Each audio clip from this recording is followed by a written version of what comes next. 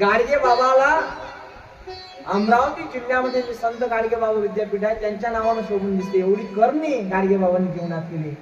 देबूजी झिंगराजजी जानोरकर एका कानामध्ये काच, बांगडीचा काच आणि एका कानामध्ये कवडी.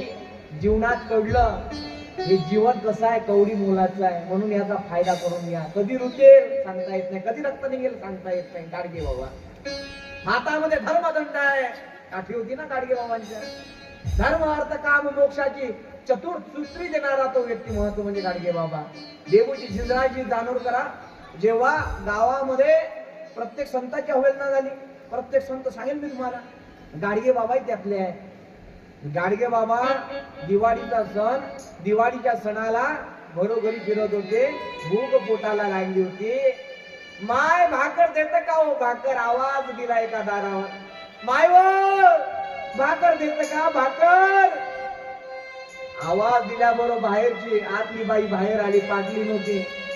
आवाज दिल्याबरोबर दारावर आले. दारावर येताच पाहिलं की आपला डेब्या भाकर देतो काय, भाकर असा आवाज याने दिला असावा.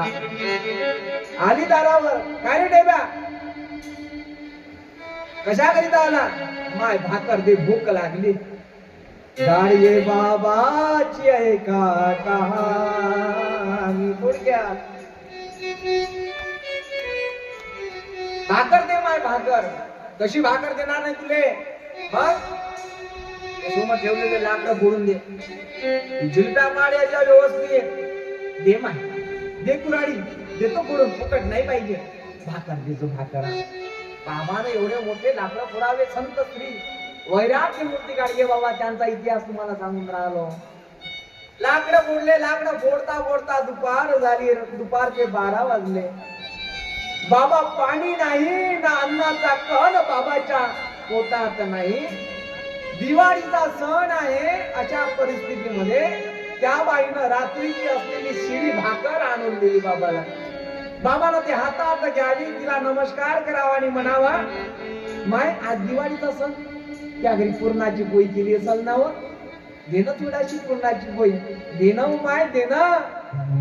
आतमध्ये गेली पाटलाची बायको आणि गेल्यानंतर पाहिलं, पाटलाला सांगितलं, पाटील ताटावर बसून जेवत होता. पुरणाचा घास तोंडामध्ये टाकत होता. आवाज ऐकत होता, पुरणाची पोळी देणं हो माय, पुरणाची पोळी. सगळं ऐकत होता. त्याला राग होता. तो राग व्यक्त करायचा होता. पुरणाची पोळी त्याला मिळून द्यायची नव्हती.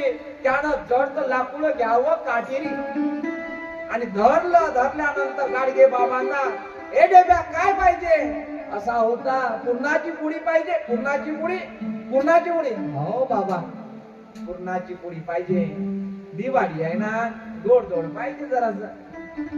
बाबा द्या ना पुरणाची पोळी पाहिजे. दर दिशा हात करावा, झाड झाड झोडपे मारावे पाठावर.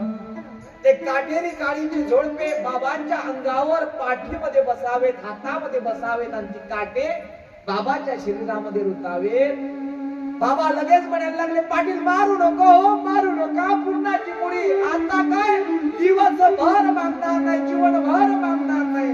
कधी पुरणाचा नैवेद्य किंवा घास माझ्या जिभेवर मी ठेवणार नाही. पाटील मारू नका, मारू नका बाबा, मारू नका. तसा गाडगे बाबा लढतायत. अश्रूच्या धारा माझ्या गाडगे बाबाच्या नयन कक्षेमधून निघतात. माय बाप हात पाय थरथर थरथर करायला लागले गाडगे बाबांचं.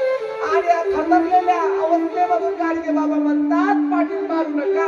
नाही मागणार पुरणाची पोळी, नाही मागणार, नाही बाबा मागणार नाही पुरणाची पोळी. पाटलानं विचार केला नाही, दर दिशा मारायला सुरुवात केली. आणि गाडगे बाबा तिथनं उठले. उठल्यानंतर कसे बसे निंबाच्या झाडाच्या खाली बसले. आणि बसत असताना एक एक शरीरामधून काटा काढावा आणि आपल्या स्वतःच्या मनाला उपदेश करावा.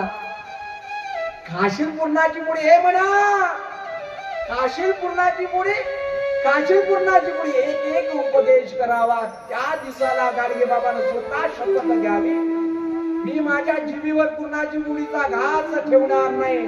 पण जे निराधार आहे माझ्यासारखे त्यांना खाऊ घातल्याशिवाय माझ्या मनाला चैन मिळणार नाही. अशा असणारे समर्थ गुरु गाडगे बाबा आहेत. गाडगे बाबा म्हणजे संत आहेत. सुदामजी महाराजांच्या चरित्रामध्ये